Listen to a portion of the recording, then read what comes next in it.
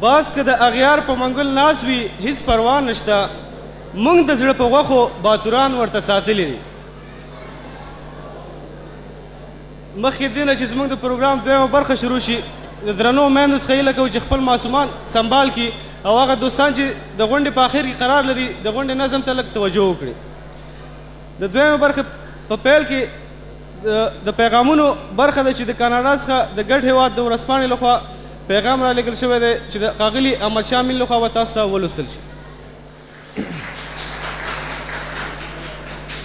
د ټولو مشرانو او محترمو میلمنو په اجازه د پښتنو د یووالي د ورځې په مناسبت د ګډ هېواد د نشراتي مؤسسې مشر او مسؤل د میارو خان خادم پیغام کله چې مې ستاسو زیار او زحمت ولید امید مې پیدا شو چې هغه د سبا ستوري چې د راختو وخت یې نو معلوم په راختو دي د نومبر د میاشتې 12مه ورځ چې د پښتون ملت لپاره یوه توره ورځ ده او تاسې هغه د پښتنو د یووالي د ورځې په حیث اعلان کړې ده په ځانګړې توګه مبارکي وایم او د پښتون ملت د یووالي او سیلهمندي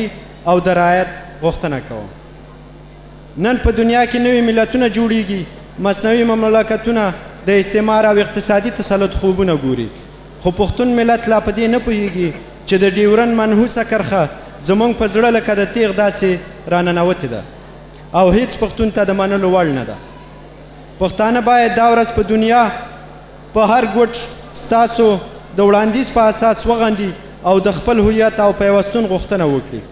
ځکه نن جهان د ملتونو د جوړېدو او آزادېدو پلوي کوي